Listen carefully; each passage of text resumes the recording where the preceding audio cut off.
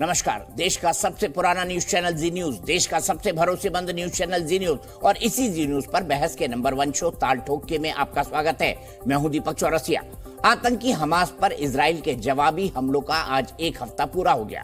ताजा सूरत यह है कि असली हाहाकार अभी बाकी है, क्योंकि इजराइल आज रात उत्तरी गाजा पर बड़ा हमला कर सकता है।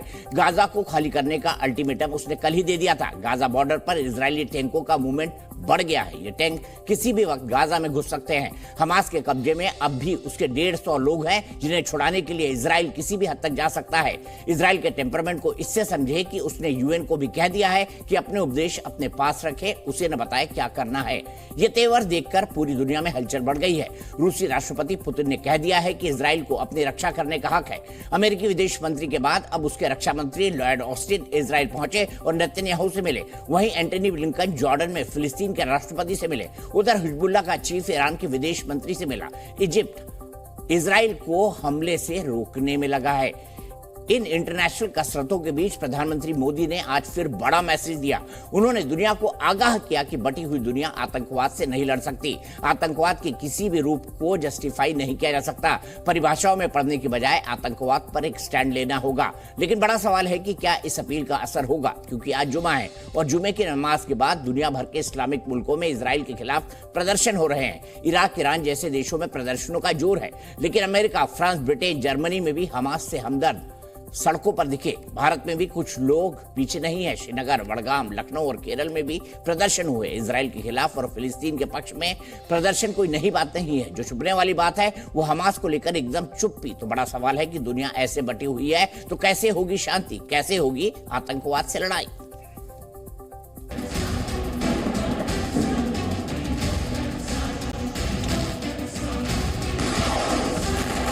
आतंकवादियों ने हमारी संसद को भी निशाना बनाया था। आतंकियों की तैयारी सांसदों को बंधक बनाने की, उन्हें खत्म करने की।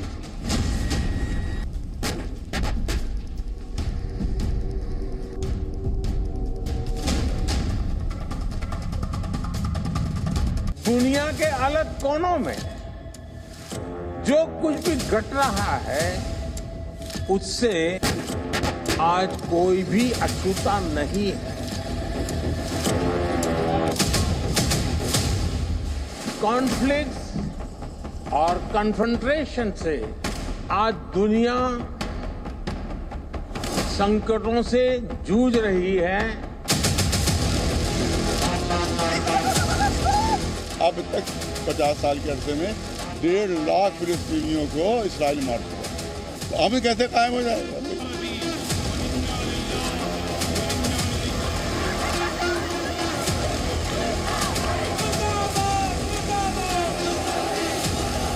मानवता के सामने जो बड़ी चुनौतियां हैं उनका समाधान एक बटी हुई दुनिया नहीं दे सकती।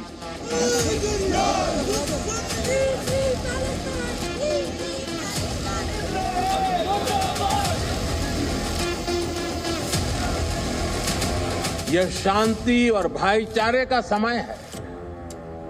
साथ मिलकर चलने का समय है। साथ आगे बढ़ने का समय है।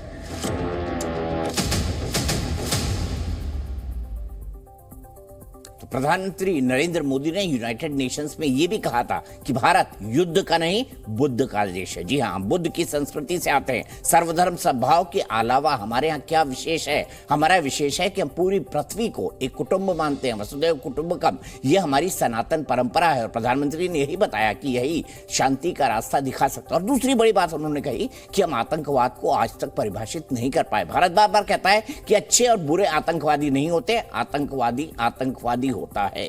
तो इसको हम समझेंगे कि आखिर आतंकवाद को हम परिभाषित क्यों नहीं कर पाए। मेरे साथ कौन कौन जुड़ गए हैं? मेरे साथ के शर्मा जी, बीजेपी के राष्ट्रीय प्रवक्ता जुड़ गए हैं। मेरे साथ सुशील पंडित जी, पॉलिटिकल एनालिस्ट के तौर पर, एक चिंतक के तौर पर जुड़ गए हैं। अतीकुर रहमान साहब इस्लामिक रिसर्चर हैं। दानिश कुरैशी जी AIM के नेता है। दीपक वोरा साहब डिप्लोमेट हैं। और साथ ही साथ रीना पुष्करना जी हैं, इंडिया लिविंग इन इजराइल, जानी मानी चेहरा है इजराइल के, और ओस्लो की शांति वार्ता में भी इन्होंने भारतीय व्यंजनों को पूरी दुनिया के लोगों को खिलाया था। रीना जी, मैं आपके पास आऊंगा और आपसे सबसे पहले जानूंगा कि इस वक्त क्या हाल है 7 दिन गुजर जाने के बाद, क्या महसूस कर रहे हैं आम इजराइली? एक्चुअली मेरे को सुनाई नहीं दे रहा है। नहीं, मैं आपसे फिर सवाल रिपीट कर देता हूं, क्या पूछ रहे हैं, क्या कह रहे हैं आम इजरायली लोग? अब रीना जी, क्या सेंटिमेंट्स है इजराइल में इस वक्त 7 दिन गुजर जाने के बाद युद्ध के? सेंटिमेंट्स ये है कि जो लोग वहां से बच निकले वो मैसेकर से, वो आके अपने कहानियां बता रहे हैं और इसमें से लोगों को बहुत दुख हो रहा है और वो कह रहे हैं कि गवर्नमेंट को कुछ करना चाहिए इसके बारे में। उसके लिए इमरजेंसी पूरी गवर्नमेंट पावर में आई है अभी। मगर मैं आपसे कहूँ 1 घंटे पहले तक डायरेक्ट अटैक्स हुए हैं अश्केलोन, श्तेरोत, तो यहाँ का कुछ अभी तक रॉकेट्स अंदर आ रहे हैं। टेल अवीव की तरफ नहीं, बट अश्केलोन, अशदोद, श्तेरोत, तो जो म्युनिसिपैलिटीज है वो कह रहे हैं गवर्नमेंट को कि अपने लोगों को जो जिनके घरे टूट गए हैं, जिनके घर सब डिस्ट्रॉय हो गए हैं, उनको बोल रहे हैं कि उनको शेल्टर दो कोई दूसरी जगह में और अपने लोगों को संभाले। तो हमास की तरफ से इसका मतलब रीना जी अभी भी रॉकेट हमले हो रहे हैं? हाँ जी, यस यस। तो अब इजरायली हो रहे हैं। हमारी जो जानकारी है कि उत्तरी गाजा में जाने वाली है, आज टैंक मूव कर चुके हैं और हम कई सारे टैंक की तस्वीर दिखा रहे हैं। आपकी क्या जानकारी है? लोकल टेलीविजन स्टेशंस क्या बोल रहे हैं? लोकल टेलीविजन से कह रहे हैं कि Israel has asked 1 million of the Gaza people to move south, क्योंकि वो they don't want to create a humanitarian disaster, और that is the bottom line. और सब चाहते हैं कि ह्यूमैनिटेरियन डिजास्टर नहीं हो, पर वॉर तो होना ही है, क्योंकि इनको छोड़ नहीं सकते जो इन्होंने किया। इनको काफी छूट दी गई थी कि वो लोग बॉर्डर तक आके अपना पूरी ट्रेनिंग कर रहे थे और मिलिट्री ने यहाँ पे कुछ नहीं की। तो आई थिंक अभी जो पूरी पब्लिक जो है गवर्नमेंट के पीछे पड़ी है कि इनको या हम या वो, ऐसे कह रहे हैं वो लोग, क्या या तो लोग गाजा पट्टी में रहे या तो नहीं रहे। तो ये अभी है। और today is the 13th, today is Friday, तो काफी बॉर्डर्स पे जॉर्डन की तरफ सुना है कि हमास अपने लोगों को इकट्ठे कर रही हैं। वो तो सेंटिमेंट्स तो दोनों साइड है, पर क्या करें। एक बात और मुझे समझाइए, आप तो सब लोगों को जानती है रीना जी, दोनों साइड पता नहीं, ये आजकल ये जो पॉलिटिक्स है वो इतनी इजी नहीं है। आई थिंक हम लोग एटलीस्ट हम सिविलियन लोगों के लिए। रीना जी, आप तो सबको व्यक्तिगत तौर पर बहुत अच्छी तरह जानती हैं। एहूद बाराक के साथ मैं आपके साथ मिला था, आप सिमोन पेरेस को बहुत अच्छी तरह जानती थी, आप बेंजामिन नेतन्याहू साहब को बहुत अच्छी तरह जानती है। क्या चल रहा होगा इस वक्त इजरायली प्राइम मिनिस्टर के मन में? हाँ, उनको बहुत अच्छी तरह से जानती हूँ। उनके दिल और दिमाग में बहुत इज्जत है हिंदुस्तान और हिंदुस्तानियों के लिए, मगर आई थिंक उनके दिमाग में है अभी कैसे इजराइल को बचाया जाए, कैसे अपने नागरिकों को बचाया जाए, क्योंकि जो हुआ था वहां पे वो हॉलोकॉस्ट से कम नहीं था, लोगों को जिंदा जलाया गया था। तो आई थिंक वो आज जो 2 दिन हो गए तो वो पब्लिक गालियां नहीं दे रही है, पर उसके पहले तो खुले आम गालियां दे रही थी गवर्नमेंट को, किधर है आप लोग, आगे आओ, आपके सब इतने नागरिक मर गए। अभी पूरी जो होस्टेज हैं पूछ रहे कि हमारे होस्टेज वापस दो, तो फिर आपको ह्यूमैनिटेरियन एड देंगे, पर हमास सुन नहीं रही है, उनको कोई होस्टेज नहीं दे रही है। वो बोले थे कि हमने एक होस्टेज 1 माह को रिलीज किया था, मगर वो सब झूठ था, फेक न्यूज था। कोई माँ को नहीं रिलीज किया था, किसी को नहीं रिलीज किया। सैटरडे के दिन आई थिंक दया आया एक आतंकवादी के दिल में, और उसने वो औरत को कहा कि तू जाओ, और उसके पास 2 अपने नेबर के बच्चे थे, तो वो उनको पकड़ के वो भागी। बस और कुछ नहीं, अभी तक कुछ नहीं सुनाई दे रहा है, कोई कुछ नहीं बोल रहा है, सिर्फ गेटिंग रेडी फॉर वॉर। ठीक है रीना जी, एक आखिरी सवाल। इंडिया में भी कई फैक्ट चेकर्स हैं, अरब कंट्रीज में भी कई फैक्ट चेकर्स हैं, वो ये बता रहे हैं कि नहीं बर्बरता तो की नहीं गई। हाँ, बच्चों को मारा गया लेकिन उनके गले नहीं काटे गए, उनको गोलियां नहीं मारी गई, लोगों को जिंदा नहीं जलाया गया। इसकी क्या हकीकत है? भाई साहब, पूरी वर्ल्ड के आपको पता है, किबुत्स में जब रहते हैं तो वो अपने बच्चों को जैसे किंडरगार्टन में रखते हैं, और सब बच्चे साथ में होते हैं, और माएँ जो है, बाप जो है, ये किबुत्स में खेती बाड़ी बहुत होती है, तो ये लोग जाके सुबह सुबह अपनी खेती बाड़ी वगैरह करते हैं, तो बच्चे सब साथ में थे। पूरे वर्ल्ड के प्रेस ने जो देखा वो झूठ नहीं था। उन्होंने देखा उधर बच्चे जले हुए, बच्चों के गला काटा हुआ है, माए जो है प्रेग्नेंट है, उनके पेट काटे हुए हैं, उनके बच्चों के जो अनबॉर्न बच्चे थे उनमें चाकू डाला गया था। छोटे छोटे बच्चों के हाथ, 2-3 साल के बच्चों के हाथ जो है बांध के उनको जिंदा जलाया गया था। बच्चों ने क्या किया? आज गाजा में भी बच्चे रो रहे, वो बच्चों ने भी क्या किया? मैं समझ सकता हूँ रीना जी, आप इमोशनल हो रही है, और इमोशनल होने की बात भी है। ये कैसी लड़ाई है, ये कैसी लड़ाई है जिसमें आप बच्चों को भी नहीं छोड़ रहे? ये कैसी लड़ाई है रीना जी? आप बताइए, आप तो इतने साल से उस कॉन्फ्लिक्ट एरिया में रह रही है, ये कैसी लड़ाई है? वहां पे वो किबुत्स में पीस एक्टिविस्ट भी बहुत रह रहे थे। एक औरत थी जो हर हफ्ते अरबी और जूइश औरतों को साथ में लाके उनके साथ में प्रोजेक्ट करती थी। एक कपल थी जो हर हफ्ते क्रॉस करते थे बॉर्डर और जाते थे उधर हॉस्पिटल्स में। जो लोग कैंसर के मरीज थे उनको लेके आते थे इजराइल में, उनको दवा और उनको अपना पूरा मेडिकल दे के वापस जाके छोड़ते थे। उन्हीं 2 लोगों को ऑल्सो होस्टेज लिया गया है। मैं समझ सकता हूँ रीना जी, कितना कठिन है। एक तरह दृश्य दिखा रहा हूँ, एक महिला गिरी हुई है, कोई उसे ले जाने की कोशिश कर रहा है, ये बर्बाद होती हुई मारते हैं। जो है पब्लिक पूरी एक हॉस्पिटल के पीछे पीछे भाग रही थी। डॉक्टर्स वहां पे आए थे क्योंकि वहां पे अंदर जो घायल टेररिस्ट है उनका केयर किया जा रहा था, क्योंकि इजराइल ह्यूमन बींग्स को मारती नहीं है, जीवित लोगों को मारती नहीं है। तो वो लोग ने कहा कि हमारे जो लोग घायल हैं, जिनको मारा गया था, वो लोग एक रूम में है और दूसरे रूम में आप टेररिस्ट को रख रहे हो। ये कहाँ का हिंसा है भाई साहब? ये ह्यूमन रिलेशंस है और इजराइल ह्यूमन रिलेशंस को मानती है, गला नहीं काटती है। ठीक है रीना जी, मैं सीधे अपने पैनल के पास जाऊंगा। आप जुड़ी हमसे, बहुत बहुत शुक्रिया। हिम्मत रखिए, हम तो यही कहते हैं, भगवान सब ठीक करेगा। Thank you Deepak ji. I thank the world press for bringing the true face of this massacre forward.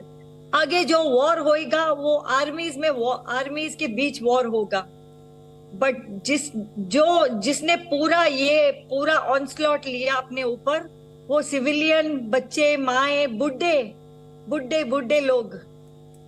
बेटियां रो रही है कि उनके 70 ईयर ओल्ड माँ या बाप उधर लेके गए वो लोग, उन हार्ट प्रॉब्लम है, कैंसर पेशेंट्स है, उनको ऐसे ही मर जाएंगे वो लोग बिगर दवा पानी के। ठीक है रीना जी, समझ सकता हूँ क्या सिचुएशन है। अपने पैनल की तरफ वापस जाता हूँ। के शर्मा जी बीजेपी के प्रवक्ता, सुशील पंडित जी पॉलिटिकल एनालिस्ट और साथ ही साथ इंटेलेक्चुअल, अतीकुर रहमान साहब इस्लामिक रिसर्चर, दानिश कुरैशी जी IIM के नेता, दीपक वोरा जी, ये सब मेरे साथ हैं। दीपक वोरा जी, मैं शुरुआत आपसे ही करना चाहता हूँ, पर मैं एक सवाल दानिश से जरूर पूछना चाहूंगा। दानिश, ये सुनने के बाद भी आपको लगता है कि नहीं हमास बहुत अच्छा है भैया, हमास बहुत अच्छा है, जो किया उसने बहुत बढ़िया किया? कवर फायर देंगे अभी भी आप मजहब के नाम पे? जुम्मा है तो उम्मा करेंगे? देखिए, उम्मा की बात हम पूरे 365 दिन करते हैं, और कौम की और फलाही की बात करना, उम्मा की बात करना, ये बेहतरीत है। दीपक भाई, उम्मा का मतलब, उम्मा में आप भी आते हैं, के शर्मा साहब भी आते हैं, बाकी तमाम लोग आते हैं। अम्बेडकर जी ने लिखा था ना, उम्मा का मतलब मुस्लिम ब्रदरहुड ही है, अम्बेडकर साहब लिख के गए। अरे 1935 में। आपकी परेशानी है दीपक भाई कि मुझे बोलने नहीं देते, मतलब आपका मेरा झगड़ा आपकी परेशानी ये है कि एक आम आदमी के दर्द को आप समझते ही नहीं, आपको वोट वोट वोट वोट, इसके सिवा कोई सोचता ही नहीं। सुन तो लीजिए, अब आगे की बात तो सुन लीजिए। अब सवाल यहाँ ये है कि जितनी बड़ी बातें जो को पैनलिस्ट कर रही थी, मेरे ख्याल से शायद वो इजराइल की हैं, उन्होंने इतनी सारी बातें की, बहुत सटीक बात उन्होंने कही कि किस तरीके से मतलब वहां औरतें मरी, किस तरह से बच्चे मरे। आप मुझे ये बता दीजिए, करीब 2 से 2.5 लाख लोग वहां पे विस्थापित हो गए, इतने सारे लोग रह गए। मैं ये कह रहा हूं कि अगर अरे हमास ने नहीं सोचा कि रॉकेट मारेंगे तो क्या होगा? गजब बात करते दानिश भाई।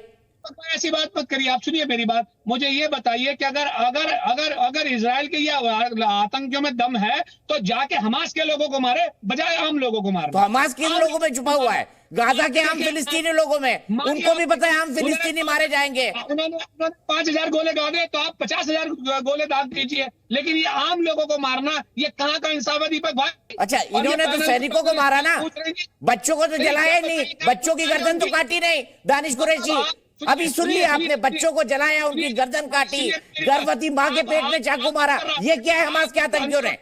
आप अंतरराष्ट्रीय कानून को नहीं मानेंगे, आप जंग के अंदर में आम सिविलियंस को के कानून को नहीं मानेंगे, और उसके बाद बड़े कानून याद आ रहा है आपको? दानिश कुरैशी को कितना मुनासिब है? ठीक है, मैं चलता हूँ दीपक वोरा साहब के। दीपक वोरा साहब, मुझे इसमें नहीं जाना, मैं थोड़ा पॉजिटिव बात करता हूँ, इस झगड़े में नहीं जाना। कुछ लोगों ने कसम खा रखी हम कभी नहीं सुधरेंगे, और उनको सुधारने की कोशिश करनी भी नहीं चाहिए।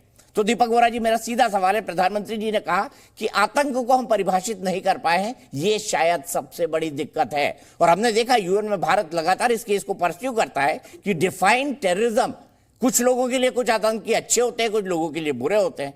क्या कोई अच्छा और बुरा आतंकवाद होता है दीपक साहब? आभारी हूँ सर, जब भी आपके चैनल पर आता हूँ बहुत कुछ सीखने को मिलता है। मैं इस समय हवाई अड्डे पे बैठा हूँ लाउंज में, और कुछ देर में मेरा जहाज निकलने वाला है। आपसे इतना कहना चाहता हूँ, 1996 में हमने पहली बार convention against international terrorism Bharat ने प्रस्ताव रखा था संयुक्त राष्ट्र संघ में। एक स्पेशल एड हॉक कमेटी भी बनी, उसको कंसिडर करेंगे। शुरू में सब बोले हाँ बहुत अच्छी बात है, होना चाहिए, लेकिन उसके बाद बड़े ध्यान से सुनिएगा सर, उसके बाद इस्लामिक समुदाय के देशों ने कहा अरे नहीं, ये तो फिर इजराइल और पैलेस्टाइन की समस्या जो है ये तो बराबरी की हो जाएगी। वो मानने को तैयार नहीं थे कि आतंक जो है वो किसी और तरफ से भी हो सकता है, किसी इस्लामिक सेक्टर से भी हो सकता है दूसरों पर। तो उसके बाद सर, तब से आज तक परिभाषा जो पीएम साहब कह रहे हैं वो हम नहीं कर पाए, क्योंकि लैटिन अमेरिका के लोग कहते हैं कि अगर कोई फ्रीडम मूवमेंट है तो वो टेररिज्म नहीं है। कुछ लोग कहते हैं अगर फौज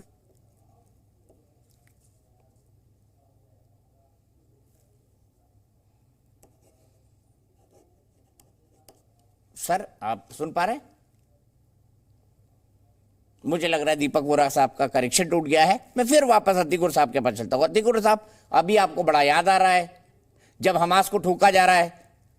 अब मुझे ये बताइए, ह्यूमन राइट्स किसने रुकवाया?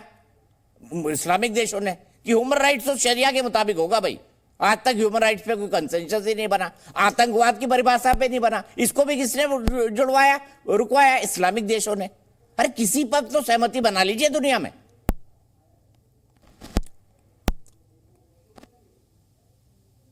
हो आपने हर 5 दिन में जितनी मेहनत की है ये साबित करने के लिए कि किसी भी कोशिश से आतंकवाद को इस्लाम के साथ जोड़ दे, आप कामयाब हो नहीं पा रहे हैं, इसका मुझे जरा अफसोस है।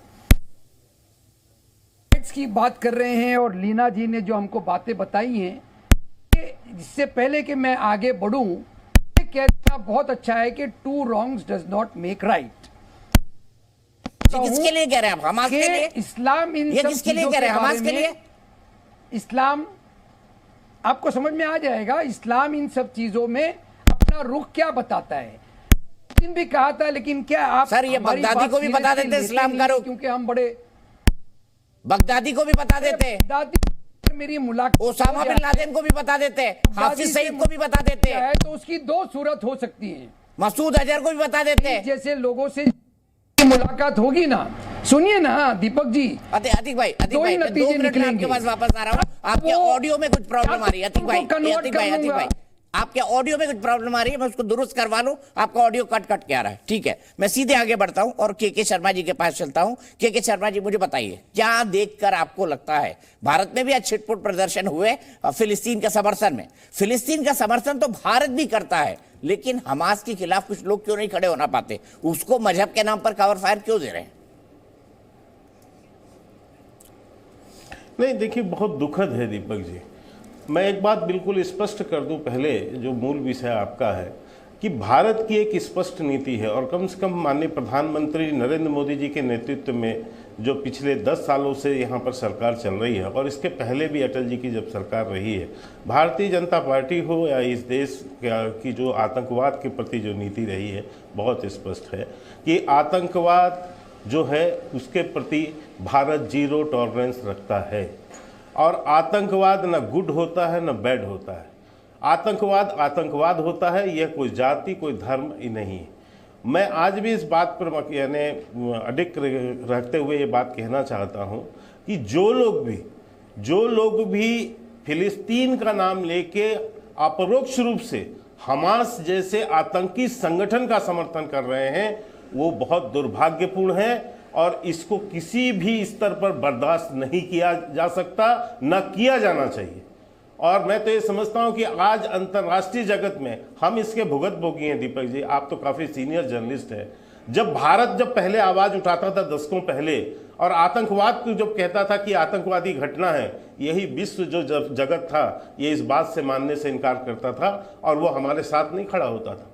तब भी लोगों ने कहा था, अटल जी के एक बड़ा बयान है कि ये आग किसके घर जाकर लगेगी इसका कोई भरोसा नहीं है, लेकिन उस समय लोग नहीं माने।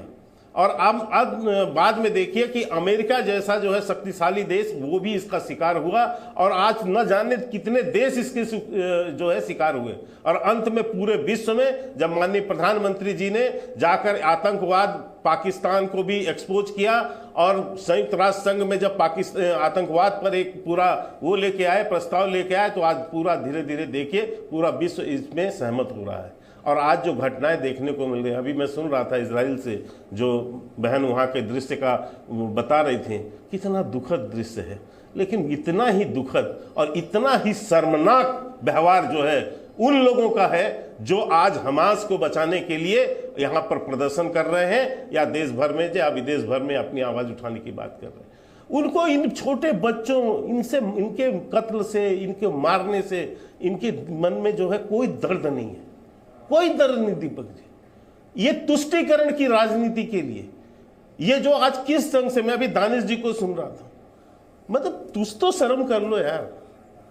आपके घर में भी बहन होंगे, परिवार होंगे, सदस्य होंगे, रिश्तेदार होंगे, छोटे छोटे बच्चे होंगे, ये नहीं देखता आप। मैं कहना चाहता हूं दीपक जी, जब आतंकवादी घटनाएं होती हैं, इसी भारत में जब है सैकड़ों से ज्यादा आतंकवादी घटनाएं हुई, तो उस बम के बारूद ने यह नहीं देखा कि यह हिंदू था या मुसलमान था।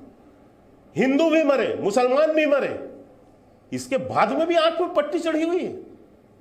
इतने आप जो है वोट बैंक और तुष्टीकरण की राजनीति में फंस जाएंगे। आज कांग्रेस जैसी पार्टी, मुझे दुर्भाग्य है कि कितना नीचे गिरेगी कांग्रेस पार्टी, किस स्तर तक जाएगी कि इतने बड़े आतंकी घटना पर एक शब्द नहीं निकलता उसके मुंह से। आपके प्रस्ताव में जो है अपरोक्ष रूप से फिलिस्तीन का नाम लेके हमास का जैसे आतंकवादी संगठन जो विश्व स्तर पर है, जो है एक आतंकी संगठन घोषित है, आज उसके जो है अपरोक्ष रूप से समर्थन कर रहे हैं। क्या वोट बैंक इतना बड़ा हो गया है? ठीक है, मैं आप ही के सवाल को दानिश कुरैशी जी के पास ले जाता हूं। दानिश कुरैशी जी, मेरा बड़ा सीधा सवाल है, प्रश्न आज मानवता का है। मेरा बड़ा सीधा सवाल है दानिश कुरैशी जी, सवाल मेरा ये है कि कितना करेंगे, मतलब फिलिस्तीन के कॉज के साथ क्या भारत के मुसलमान का क्या लेना देना, ये समझाइए। सुनिए, मैं देखिए सबसे पहले आपको बात बताऊं, अगर हमारा कोई कॉज है हमास के खिलाफ, तो क्या वो कॉज फलस्तीन के साथ नहीं है? मतलब ये हमारा स्टैंडर्ड ड्यूल है। मैं के शर्मा साहब से पूछ रहा हूं कि हम बात कर रहे हैं आज से 6 दिन पहले जो घटना घटी, हमास ने जो कुछ किया उसका हमने क्रिटिसिज्म कर दिया, अच्छी बात है। मुझे ये बताइए कि प्रधानमंत्री जी या के शर्मा या समूची बीजेपी दानिश कुरैशी जी एक काम करिए ना, दीपक भाई इंटरप्ट मत करिए बीच में, बराए मेहरबानी। मुझे ये बताइए कि 6 दिन से मुसलसल अगर वहां इजराइल के लोग आम लोगों को मार रहे हैं तो एक बार भी प्रधानमंत्री जी ने बोला कि जो इजराइल कर रहा है वो भी बराबर वैसा ही है जो हमास ने किया? पूछिए के शर्मा साहब कह पाएंगे? ये नहीं कह पाएंगे क्योंकि इनकी दोगली राजनीति है। और सुनिए, देश के अंदर में अराजकता की राजनीति ये कर रहे हैं। और सुन लीजिए, रह गई बात, आपने पैलेस्टाइन की बात की, मैं आपको बताऊं, मैं पहले भी कह चुका और फिर कह चुका हूं कि पैलेस्टाइन का जो पूरा मामला है उसमें मस्जिद अल-अक्सा की बात है। मस्जिद अल-अक्सा वो स्पॉट है जहां क्रिश्चियनों के लिए भी इंपॉर्टेंट है, ज्यूइश के लिए भी इंपॉर्टेंट है और मुसलमानों के लिए भी इंपॉर्टेंट है। तो सारा मामला बैतुल मुकद्दस की बात है। बैतुल मुकद्दस को लेकर जो वहां झगड़ा हो रहा है उसमें सारे जितने भी मजहब, 3 बड़े मजहब हैं, उनकी बात कर रहा हूं। मुझे ये बताइए कि आप इस पे अच्छा अतीक और दानिश भाई आपको पता है कि इजराइल में मुसलमान भी रहते हैं? 4 दिन से ये जुल्म और ज्यादती नहीं है। अरे दानिश भाई नाराज ना होइए, एम्बेसडर वोरा मेरे साथ फिर जुड़ गए हैं। एक मिनट के शर्मा जी एक सवाल, फिर मैं एम्बेसडर के पास जाऊंगा, उनकी फ्लाइट है। दानिश जी आपको पता है इजराइल में मुसलमान भी रहते हैं, हाँ या नहीं? पता है आपको? शर्मा जी से है, आपको पता है इजराइल में मुसलमान रहते हैं या नहीं? मैं जवाब दूंगा आपको, मैं जवाब दूंगा दानिश भाई, चिंता मत करो। इजराइल तो इंपोर्टेड लोग है, जर्मनी जाना चाहिए उनको वापस, इतनी मोहब्बत है तो नहीं क्यों नहीं जाते वापस? इजराइल में मुसलमान रहते कि नहीं रहते?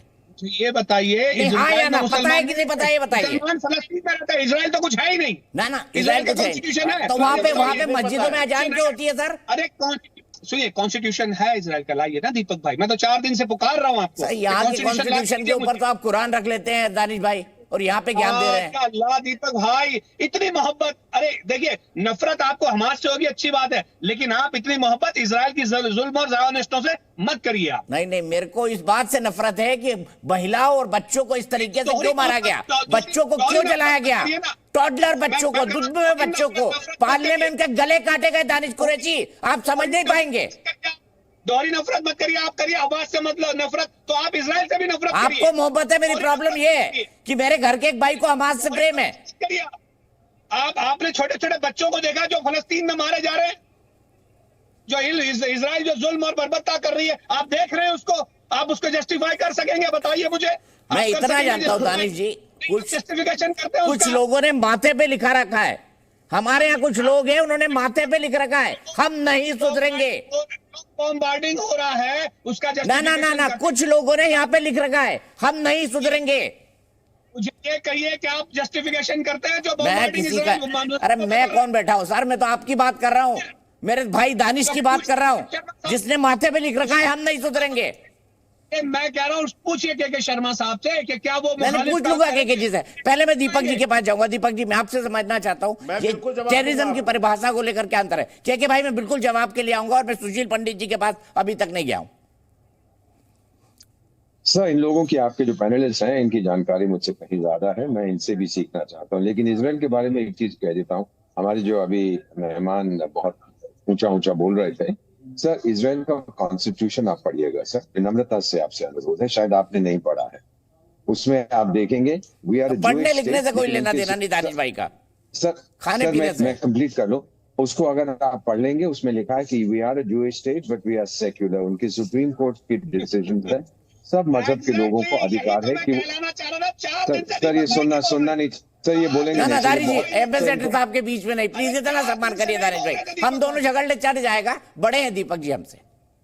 तो उन्होंने यही कहा है, इजराइल में 3% अनुमान लगाया गया है कि इस्लामिक समुदाय के लोग वहां रहते हैं, 3%। किसी प्रकार की उनके अगेंस्ट डिस्क्रिमिनेशन नहीं होती, जबकि हमास ने, उनका कॉन्स्टिट्यूशन कहता है कि इजराइल को जिंदा रहने का कोई अधिकार नहीं है। ये अंतर है दोनों के बीच में सर।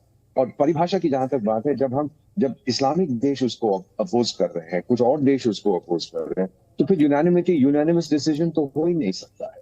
इजराइल का इतना मैं आपको बता देता हूँ सर कि ये उनका सिस्टम नहीं है कि लोगों को इस तरह बर्बरता से मारना। उनकी डिसीजन हुई उनकी कोर्ट की, उन्होंने आलोचना की थी सरकार की कि जो कुछ आपने वहां किया है गाजा में या वेस्ट बैंक में, वो सही नहीं है, आपको ऐसा नहीं करना चाहिए। लेकिन हम कुछ नहीं देखते ऐसा दूसरी साइड, सिर्फ यहाँ पर बैठ के ये साहब आलोचना करते हैं, जो शायद जानते भी नहीं कि पैलेस्टाइन कहाँ पर है, उसकी हिस्टोरिकल बाउंड्रीज क्या, कब उसकी स्थापना, ये मालूम नहीं है इनको, कभी गए नहीं। मैं तो वहां रहा हूँ सर, आपका राजदूत रहा हूँ उस इलाके में, उस एरिया में, मैं समझता हूँ उस चीज को। तो इतना मैं कहना चाहता हूँ सर कि जो आपने देखा था कुछ दिन पहले, वो प्योर अनअडल्ट्रेटेड टेररिज्म था। और अब जो जंग है सर, मैं स्पष्ट रूप से कहना चाहता हूँ, मैं पहले भी कहा कि मैं तो यहूदी हूं ना, आज बन गया हूं, मैं इजरायली बन गया हूं। ये अब जंग इजराइल और हमास के बीच में नहीं है, ये पूरी दुनिया और आतंकवाद के बीच बन चुका है। और एक चीज, अगर यहूदी भाई हमारे जो हिब्रू बोलते हैं ये कार्यक्रम देख रहे हो, तो मैं इतना कहूंगा, पिज्जा कॉन ले इजराइल, यानी जीत होगी इजराइल की। ठीक है, थैंक यू एम्बेसडर साहब। मुझे पता है, मुझे कहा जा रहा है आपकी फ्लाइट है, आपको निकलना है, कल फिर मिलेंगे अगर आप मतलब अगर आपके पास वक्त होगा और अगर आप जुड़ने की स्थिति में होंगे हमारे साथ लाइव। लेकिन सीधे मैं यहां से चलता हूं सुशील पंडित जी के पास। सुशील पंडित जी, मैं आपके पास अभी तक नहीं आया, माफी चाहता हूं। आपने दानिश भाई को भी समझा, अतीक भाई को भी सुना, और कल भी हमने एक बड़ी लंबी बहस की थी। अब मैं आपसे समझना चाहता हूं सिर्फ एक बात, मुझे बताइए, माथे पे लिखा है हम नहीं सुधरेंगे? दीपक जी, जिसने मजहब की पट्टी आंखों पे बांध ली हो, उसको फिर उन बंद आंखों में भी उम्मत ही दिखती है। उसी चश्मे से देखता है, परखता है, सही और गलत के फैसले उसी से करता है।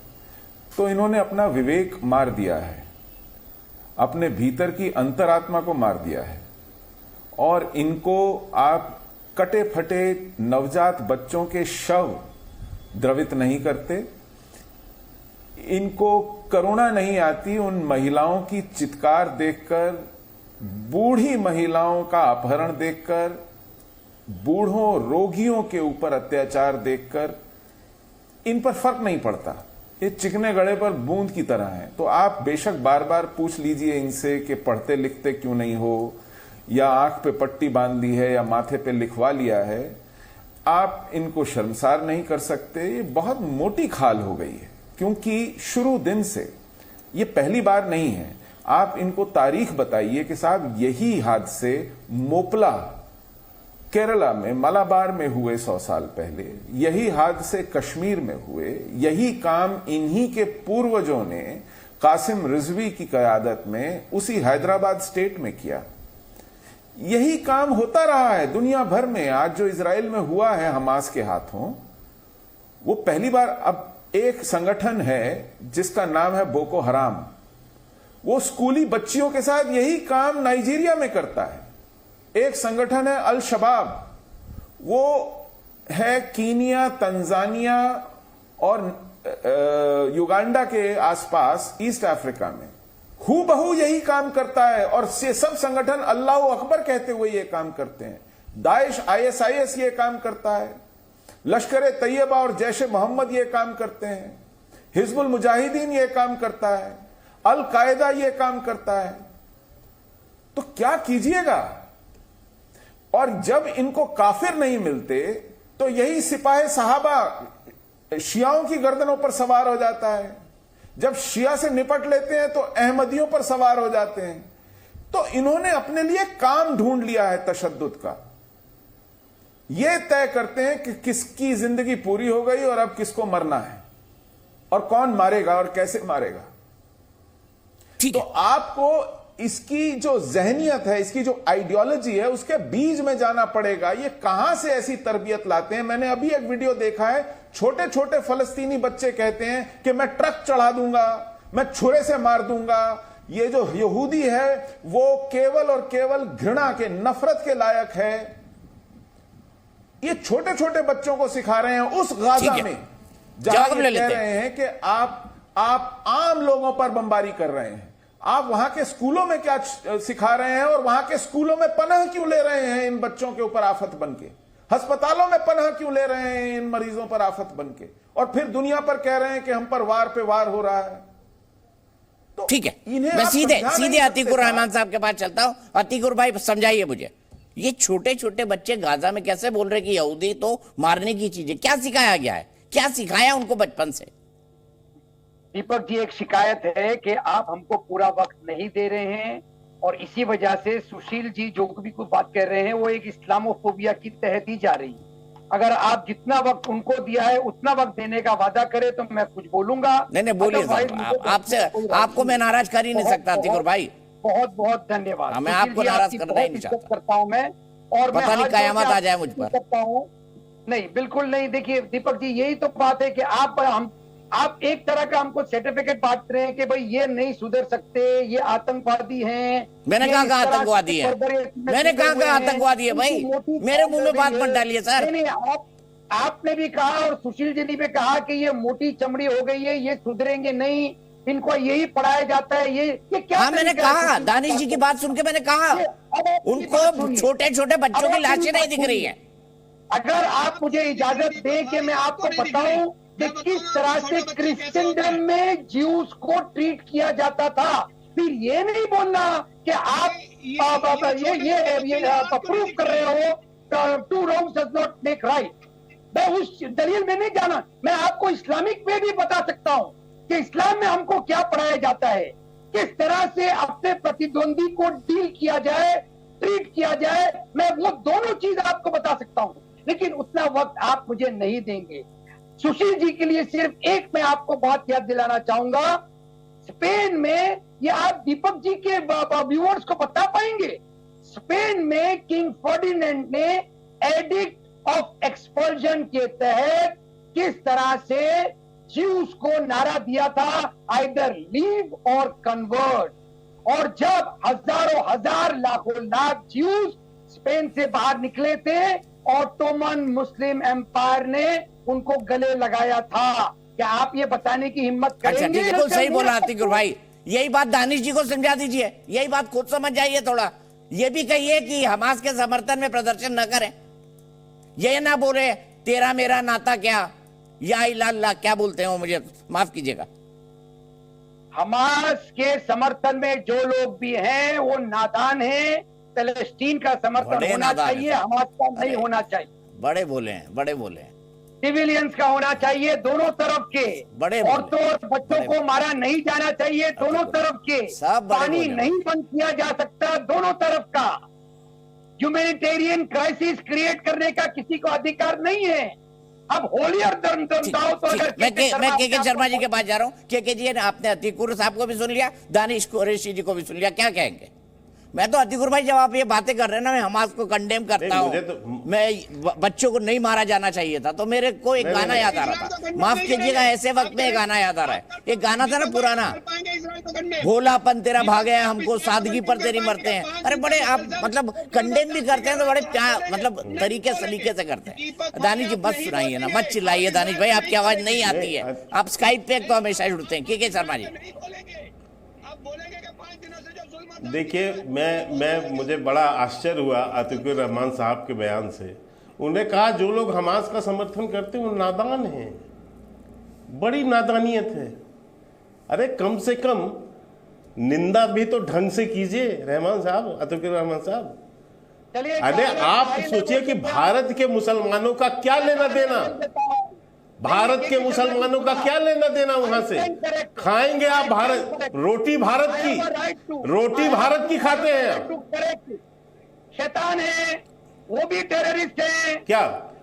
वो भी जीने लायक नहीं है। जो हमास का समर्थन कर रहे हैं वो टेररिस्ट है, वो शैतान है। तो बोल दीजिए एमयू के लोगों ने जो जिन्होंने ये जुलूस निकाला वो टेररिस्ट है, बोल दीजिए अतिकुर भाई। एमयू के लोग, मौलाना तौकीर रजा, ये क्या रहे हैं सब? मौलाना तौकीर रजा किसका पट्टू है मैं नहीं जानता। अच्छा, ये एमयू के छात्रों को बता दीजिए ना क्यों अलीगढ़ यूनिवर्सिटी आपने आतंकवादी शब्द का इस्तेमाल किया। एमयू वालों ने जिन्हें जुलूस निकाला वो आतंकवादी है। बात अधूरी रह गई थी, आधा सेकंड लूंगा। आपने 2-3 नाम गिनाए थे, वो टेररिस्ट जो पाकिस्तान में बैठते हैं, वो तौकीर रजा। आप इन सब की एक मुलाकात मुझसे फिक्स कर दीजिए, मैं एक आपको गारंटी देता हूँ, या तो टेररिज्म छोड़ देंगे वो निकलने से पहले। सुनिए, या वो टेररिज्म छोड़ देंगे या आप दुनिया छोड़ देंगे। मैं इतनी क्षमता रखता हूं कि या तो मैं उनको कन्वर्ट कर दूंगा और या तो वो मेरे हाथ मारे जाएंगे। मेरी गारंटी आपको, यस मेरी गारंटी है। सर आप तो शांति दूत है सर, एक शांति दूत हमारे असदुद्दीन ओवैसी है, दूसरे आप है। मेरा दीन मुझे इजाजत देता है, मैं हाफिज सईद को मारने की मुझे राइट है। मेरा अल्लाह मुझे कहता है कि ऐसे शैतानों का खात्मा करना मेरी जिम्मेदारी है। इसीलिए हमास ने सब किया ना, हाफिज सईद क्योंकि अल्लाह ने कहा था। नहीं, मुझे तो हंसी आ रही। दीपक जी के शर्मा जी, आप अपनी बात कहिए प्लीज। दानिश जी चिल्लाइए नहीं भाई, स्काइप पे आवाज नहीं आती है, समझा करिए। के शर्मा जी, एक मिनट। के शर्मा जी, नहीं, मैं अतीकुर रहमान साहब को सुन के मुझे बड़ा आश्चर्य हुआ। ये कह रहे हैं कि उन आतंकवादियों से मिलवा दीजिए तो या तो मैं मार दूंगा या समझा दूंगा। अरे यहीं अलीगढ़ यूनिवर्सिटी में सर हमास का समर्थन कर रहे हैं लोग, बहुत दूर नहीं है। कहिए तो हम, वैसे तो आप सक्षम हैं रहमान साहब, यहाँ आकर एक वहां भाषण दीजिए ना अलीगढ़ यूनिवर्सिटी के अंदर में, थोड़ा समझाइए ना उनको, ये जेएनयू में जाके समझाइए ना इन लोगों को। कम से कम इतना ही समाज का भला कर दीजिए, इतना भारत का भला कर दीजिए। मैं बीच में नहीं बोला था, दीपक जी मुझे बोलने दीजिए। नहीं, बोलिए इतना ही कम से कम आप भला कर दीजिए। और इसी टीवी चैनल में दानिश जी बैठे हुए हैं, इन्हीं को समझा लीजिए आप, कम से कम इतना ही आप देश का भला कर दीजिए। ये बोलने की बातें अलग हैं, ये चोचले हैं आप लोगों के। सच्चाई ये है कि जो कट्टरता के साथ आप जो समर्थन करके लोगों की भावनाओं को भड़काते हैं, ये है दुखद। और मैं आज भी कह रहा हूं कि जो लोग, दीपक जी, ये इस तरह से हमास का समर्थन कर रहे हैं, ये मुस्लिम भाइयों के भी सगे नहीं है। भारत के जो लोग हैं, भारत के मुस्लिमों के सगे नहीं है। ये शक और सुबह पैदा करते हैं ये जो नेता बन के बैठे हैं, ये जो इस्लाम के जो स्कॉलर बन के बैठे हैं और जो इन आतंकियों का अप्रोच रूप से समर्थन कर रहे हैं, ये भारत के सामान्य मुसलमानों का भी हित नहीं कर रहे हैं लोग। दानिश भाई ने हमास का समर्थन नहीं सुन लीजिए साहब, आप बीच में चिल्ला रहे हैं। कचरा निकालिए कानों में से। दीपक जी प्लीज, अच्छा उनको खत्म कर लीजिए अर्जुन भाई, मेरे पास टाइम है अभी। मैं आपको एक मौका और फिर क्लोजिंग कमेंट सुशील जी से लूंगा। ना दानिश जी ने ना मैंने हमारे का समर्थन किया है। आप बेवजह क्यों बोल रहे हैं बार बार? क्या अलीगढ़ यूनिवर्सिटी ने क्या किया है? क्यों बदतमीजी कर रहे हैं आप यहाँ पर बैठ के? मेरे हिसाब से, और अगर किया है अलीगढ़, दीपक जी प्लीज, समर्थन नहीं होना चाहिए। अरे वो कह रहे हैं एमयू ने तो किया है ना भाई। दीपक जी बंद कराइए। ऑन द बोर्ड हमास का समर्थन नहीं होना चाहिए, लेकिन पैलेस्टीनियन का समर्थन। और भारत को मुबारकबाद देता हूँ दीपक जी, भारत सरकार ने एक्सेप्ट कर लिया। जिस बात को आप एक्सेप्ट क्या है यहाँ भी आप जो आतिक भाई सुनिए ना, के शर्मा जी को खत्म कर लेने दीजिए। मेरे पास एक ब्रेकिंग न्यूज भी आ रही है, प्लीज आतिक भाई इतना नाराज ना हो सर, इतना आतिक भाई ब्लड प्रेशर बढ़ जाएगा सर, वो दवाई ज्यादा खानी पड़ेंगी। आतिक भाई मत चिल्लाइए। Page number 17 Times of India today 13 October. Sir क्या है दीपक जी, क्या चिल्ला रहे हैं? क्यों बौखला के चिल्ला रहे हैं? मुझे समझ नहीं आ रहा। मैं तो बार बार इतना ही कह रहा हूं कि अलीगढ़ यूनिवर्सिटी चले जाइए रहमान साहब, और उन यूथ लोग को समझा दीजिए जो हमास का समर्थन पे जो है नारे लगा रहे हैं और खुशियां मना रहे हैं, जो उन्होंने हमला करके जो है निर्दोष इजरायलियों की जो हत्या की है उसके लिए खुशियां मना रहे हैं। अरे ये कैसा इस्लाम है आपका? ये कैसा इस्लाम है रहमान साहब? ये समझाइए ना। आपका धन्यवाद। मैं इसलिए केवल दीपक जी एक लाइन कहना चाहता हूँ। दीपक जी इनको शांत करा दीजिए। दीपक जी शांत कराइए, मैं एक लाइन कहना चाहता हूँ। ठीक है, कहिए जल्दी से कहिए। आज यदि सबसे बड़े इस्लाम के भारत के मुसलमान भाइयों का यदि सबसे बड़ा कोई दुश्मन है तो इस तरह के लोग जो यहाँ पर जो इनकी नेतागिरी करते हैं इस्लाम का, और इस तरह के कांड करते हैं कि आतंकियों का अपरोक्ष रूप से समर्थन करते हैं, ये आज के भारत के मुसलमानों के लिए सबसे बड़े जो है दुश्मन है। क्योंकि आज ये जो मुस्लिम भाइयों के अंदर जो शक सुबह जो पैदा होगा वो इनके करतूतों के कारण होगा। ठीक है, मैं एक मिनट, दोनों इस वक्त एक बड़ी खबर आ रही है। ठीक है, मैं यहीं पर रुकूंगा। वक्त आ गया है कि दुनिया आतंकवाद के खिलाफ एक अंतिम लड़ाई लड़े। जी न्यूज़।